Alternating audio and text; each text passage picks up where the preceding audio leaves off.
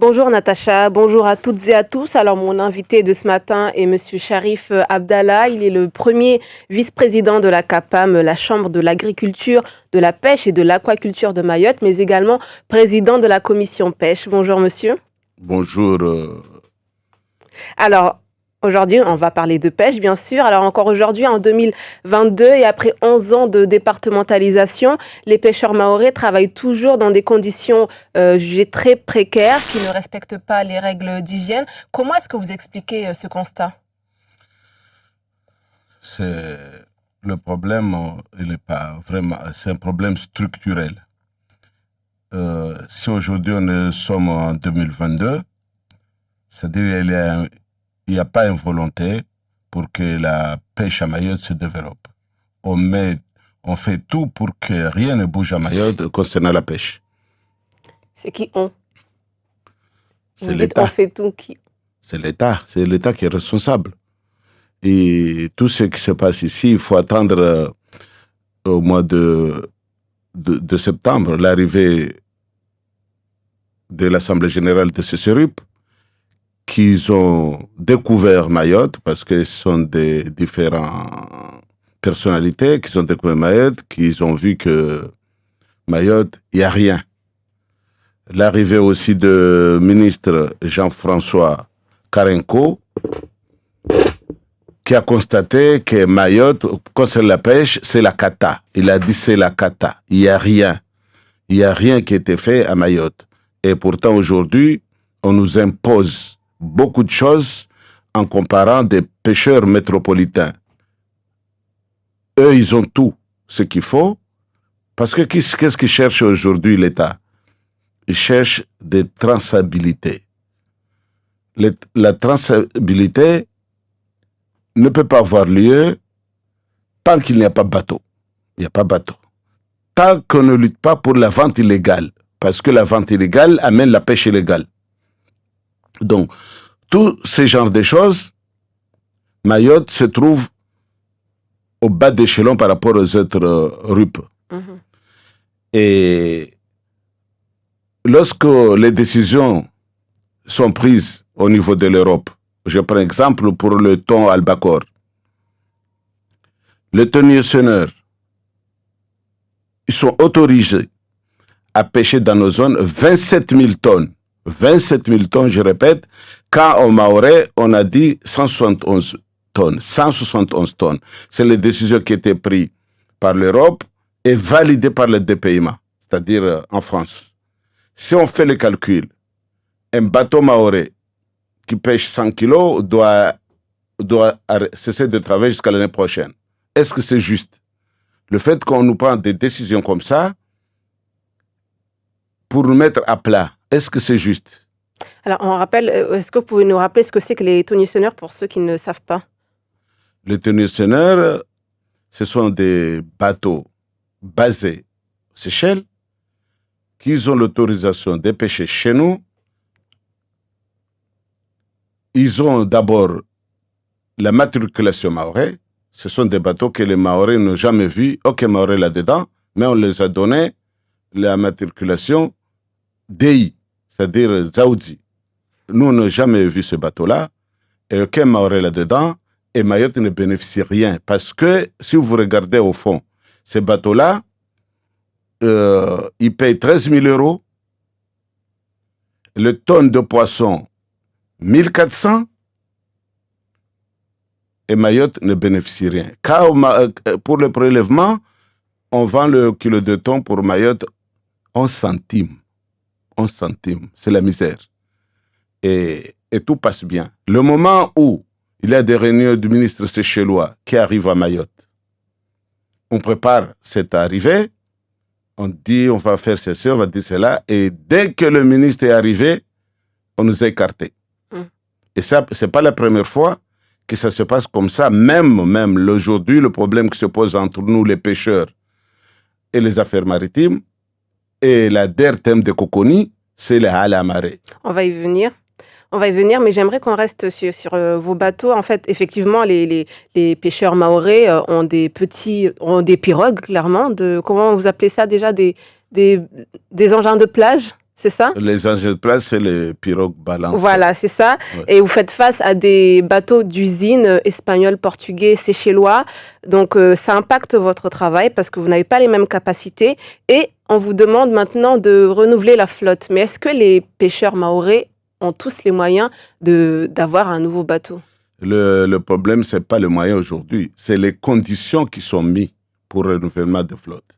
Parce que le régime d'aide est bien défini. Il y a 30% conseil départemental, 30% pour l'État et 40% pour l'armateur, le pêcheur. Le problème ne se pose pas par là. Le problème se pose, on pose la question aujourd'hui sur la ressource. Est-ce qu'à Mayotte, il y a des ressources? Pourquoi on va renouveler alors qu'on n'a pas les données scientifiques pour dire qu'il y a des poissons, comme ça, eux peuvent pêcher? Alors que les tensionnaires, les conditions ne se posent pas. Ils donnent des quotas et font ce qu'ils veulent, ne posent pas il y a des ressources ou non. Donc aujourd'hui, sur les données scientifiques qu'on nous dit, il y a l'éphémère qui était présent sur l'Assemblée de CCRUP. Il a parlé de tous les autres territoires français et les autres RUP, Canaries, Madère et les Açores. Et lorsque le ministre espagnol a posé la question, ici on est à Mayotte, qu'est-ce que vous donnez comme données à Mayotte? On n'a rien. Et le ministre a répliqué, vous n'êtes jamais venu aux Açores, hein? Nous aux Canaries, mais vous téléphonez. Pourquoi à Mayotte, vous ne téléphonez pas? Non, on n'a pas de données, il faut des données de 10 ans. Alors qu'à Mayotte, ça fait longtemps que la CAPAM, le moment qu'il était CAPAM, il y avait des données, il y avait des agents qui se chargeaient avec des cahiers pour prendre tout. Il y a actuellement le parc naturel marin. Et les affaires maritimes, on envoie chaque fin du mois le fiche de pêche. Et jusqu'à maintenant, Mayotte, il n'y a rien. Il n'y a rien qui peut dire qu'on peut avoir le nouveau bateau. Donc, sur tout ce qui s'utilise jusqu'à maintenant, pour vous dire que peut-être nos erreurs enfants, ils peuvent avoir ces nouvelles de flotte. Parce qu'on fait tout pour bloquer.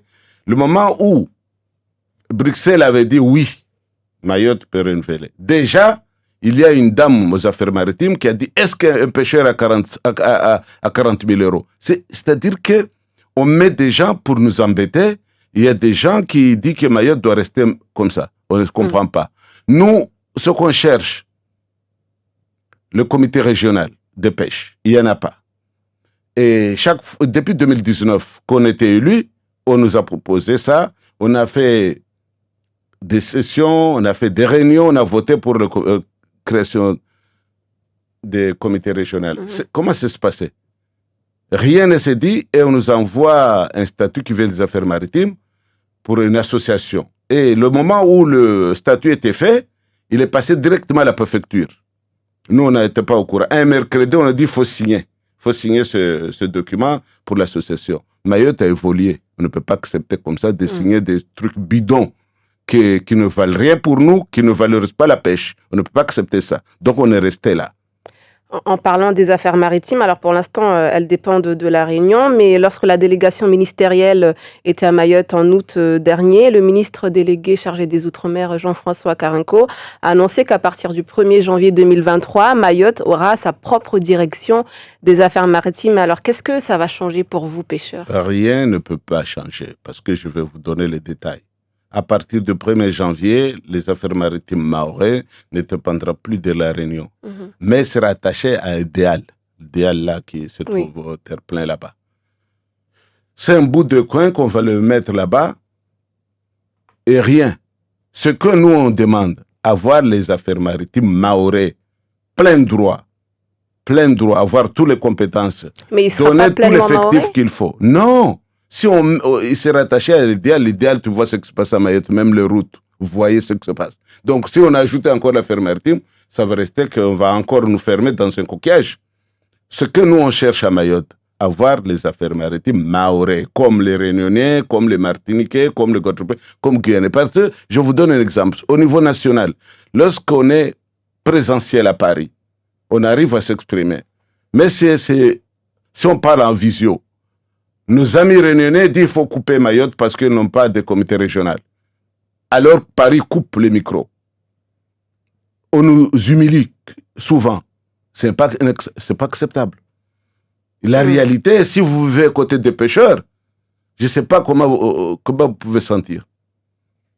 Alors, on l'a vu hier pour ceux qui ont regardé le journal, les pêcheurs de petite terre sont particulièrement touchés par les conditions de travail assez précaires et qui ne respectent pas les règles d'hygiène. Alors hier, vous avez rencontré quelques membres des affaires maritimes et de l'intercommunalité de petite terre. Qu'est-ce qui s'est dit durant cette réunion rapidement? D'abord, je veux vous dire que nous n'étions pas invités. On s'est invités. Arrivé sur place, on a posé plusieurs questions. Parce que les problèmes sont multiples. Lorsqu'on va parler d'hygiène, on revient en arrière, les halles à marée, c'est un instrument de contrôle. Cet instrument de contrôle, ce n'est pas fait pour que la pêche à Mayotte se développe, pour contrôler. Nous, on n'est pas contre. Parce que lorsqu'il y a transparence, lorsqu'il y a contrôle, peut-être la pêche illégale et la vente illégale, ça sera fini. Mais la marée telle qu'elle est là, aujourd'hui, je vais vous dire un truc. La marée est là, maintenant il y a beaucoup de questions qui se posent. Qui va gérer? Personne. Chacun jette la patate chaude à l'autre. Et finalement, hier, ce qui est décidé, mais ce n'est pas écrit, on va ajouter quelque chose en petit air, afin que le petit terrien, le moment où le contrôle est fait, peut vendre le poisson. Mais moi, pour l'instant, c'est du rêve toujours. Parce que ce n'est pas faisable, parce que sur le quai des charges, parce qu'on était là, qu'on nous a promis. Maintenant, tout ce qui est promis doit être écrit. Parce qu'il y a un autre directeur qui est passé, qui nous tapait la poitrine comme ça, c'est moi qui parle le garant. Et tous les pêcheurs, à 85% maintenant, on a des PV, des procès à La Réunion. Ce n'est pas à Mayotte, à La Réunion. Maintenant, lorsqu'on nous dit quelque chose, il faut que ce soit écrit. Parce que lorsque ceux qui se déplacent à La Réunion, ils vont au jugement, il a dit, rien n'est écrit, ce n'est pas normal. Alors qu'on nous a dit, zélé, vous pouvez pêcher, geyser, réserve. Donc, on a constaté aujourd'hui que ce qui est malheureux, la pêche à Mayotte, c'est pêche à la main. Biologique, on ne détruit rien. On ne détruit rien. Donc, nous, on nous interdit de pêcher chez nous, alors que le pêcheur mahorais, il est gardien chez lui. Le pêcheur mahorais est gardien chez lui. Je vais vous donner plusieurs exemples. C'est nous, les pêcheurs, qu'on a constaté qu'il y a des bateaux qui viennent de Corée du Sud, des bateaux qui viennent d'Iran. Et chaque fois qu'on rapporte le message des affaires maritimes, on dit non, il avait amené un malade. Il n'y avait pas de l'eau. Donc, il y a des gens qui pêchent chez nous. Des fois, on ne sait pas pourquoi. Si c'est nous, les Mahorais, qu'on pêche dans cette zone-là, directement, les satellites nous prennent des PV qui pleuvent. Mais s'il s'agit des bateaux étrangers, lorsqu'on amène même le message ici, il n'y a pas de commentaire. Nous, on a demandé plusieurs fois. On veut savoir combien de tonnes les teneurs ont pêché chez nous. Ces questions, point d'interrogation, on ne répond pas. Même des paiements, ils ne veulent pas nous répondre. Donc, si on utilise Mayotte parce que c'est Mayotte, on prend tous ces biens confisqués et puis les Mahorais, ils ont des soucis. Je vous donne un exemple simple. Rapidement, oui, allez-y. Le Mahorais, sur les statistiques, il mange 6 kilos par an. France métropolitaine, 30 kilos. Est-ce que c'est normal que Mayotte, dans les zones poissonneuses, dans les îles, on importe de poissons? Vraiment, c'est honteux. Donc, ce que nous demandons aujourd'hui, qu'on nous donne les outils de travail, que Bruxelles, qui décide de nous libérer. Heureusement, le ministre, lorsqu'il est passé ici, il a visité l'halle de pêche de Msapere. Il nous a dit, c'est le kata. C'est dommage. Maintenant, il commence des démarches. Aller à Bruxelles, à réveiller l'État que Mayotte, il y a des soucis. Si le ministre n'était pas passé, parce qu'on a touché beaucoup Max Dubois, on l'a dit, il fallait qu'il passe, il faut que le ministre passe, parce que le ministre ne doit pas passer à Msapere. Mais une fois qu'il a décidé, il est venu même avant l'heure que nous a promis. Il a vu la réalité. Et cette réalité-là, il y a beaucoup d'autorités ici que ça les a dérangés.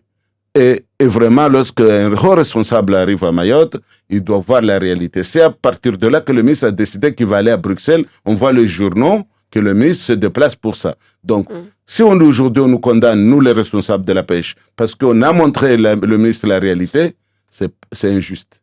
Donc pour finir rapidement, vous croyez finalement aux promesses qu'a faites le ministre Jean-François Carenco, c'est ça? Vous avez espoir? J'ai l'espoir parce qu'il a fait le déplacement. Mais je vous rappelle encore que hal de pêche, à la marée, sans bateau, ça ne voulait rien dire. Et ce qui est malheureux aujourd'hui, il y a des responsables d'Ertem de Coconi qui échangent avec les sphères maritimes, qui ne tiennent pas compte qu'il y a des élus à Mayotte, qu'il y a des professionnels. Donc le bal passe en haut là et ça nous fait mal. Merci, Monsieur Sharif Abdallah. Je rappelle que vous êtes le premier vice-président de la CAPAM et le président de la commission pêche. Merci d'avoir accepté notre invitation. Moi aussi, je vous remercie, mais je vois que le temps est court et on a beaucoup de choses à révéler aux Mahorais, ce qui se passe ici, pour vous dire que même, dernièrement, on était le 6, le 7 à La Réunion, avec Conseil maritime d'ultra-bassin sud-océan Indien, tous les syndicats de Mayotte, ils étaient présents. C'était lamentable lorsqu'on pose des questions et lorsqu'on voit la réalité. Donc, on est obligé de se réunir maintenant et mettre tous nos élus sur la table, discuter l'avenir de la pêche à Mayotte. C'est regrettable. On en rediscutera une autre fois. Merci beaucoup, en tout cas.